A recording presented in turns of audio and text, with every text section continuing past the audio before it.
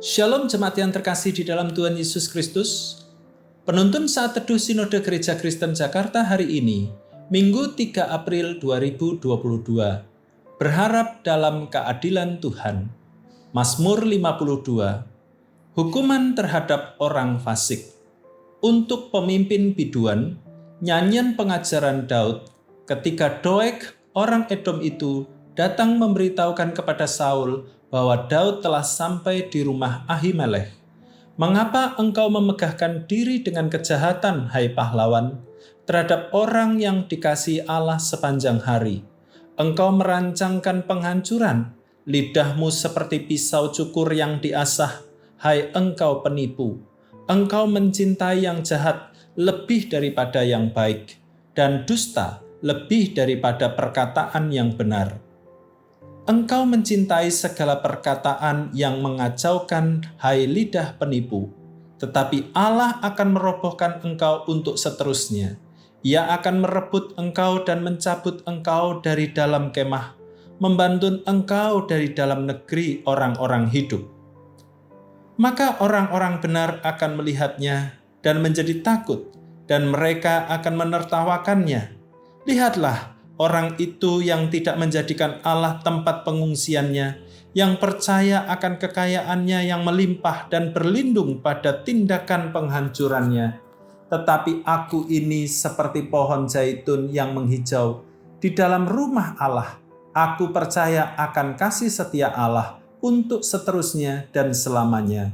Aku hendak bersyukur kepadamu selama-lamanya, sebab engkaulah yang bertindak, karena namamu baik. Aku hendak memasyurkannya di depan orang-orang yang kau kasihi.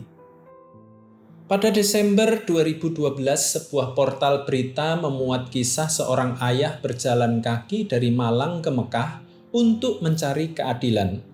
Tahun 1993 silam, putranya yang berusia 12 tahun menjadi korban tabrak lari dan meninggal dunia. Dan pelakunya diketahui merupakan seorang aparat pemerintah. Kasus ini tidak pernah diadili hingga saat ini. Dari Malang, ia berjalan kaki ke Jakarta. Ia berharap dapat bertemu presiden untuk mengadukan kasusnya. Karena harapannya tak terwujud, ia melanjutkan perjalanannya menuju Mekah untuk memperjuangkan keadilan bagi anaknya. Ketidakadilan seperti ini bisa terjadi di mana-mana dan meninggalkan rasa pilu di hati. Kejadian yang melatar belakangi penulisan Mazmur 52 ini adalah pengalaman pahit yang dialami oleh Daud ketika ia melarikan diri dari Raja Saul yang ingin membunuhnya. 1 Samuel pasal 21 ayat 1-9, pasal 22 ayat 1-20. Daud menemui Ahimelech, imam di kota Nob, yang selama ini sering membantunya karena mengetahui bahwa Daud adalah orang kepercayaan Raja Saul. Daud memohon pertolongan baginya dan para pengikutnya. Namun di sana ada Doeg, hamba Raja Saul yang ditugaskan mengawasi gembala-gembalanya. Doeg adalah orang jahat yang menjilat Raja Saul dengan memata-matai Daud. Ia melaporkan kepada Raja Saul bahwa Daud telah sampai di rumah Ahimelech dan menerima pertolongan darinya. Akibatnya, atas perintah Saul, 85 orang imam di kota Nob beserta keluarga mereka, termasuk Ahimelech, dibunuh oleh Doeg atas perintah Saul. Raja Saul juga membunuh semua penduduk kota Nob beserta ternak peliharaan mereka.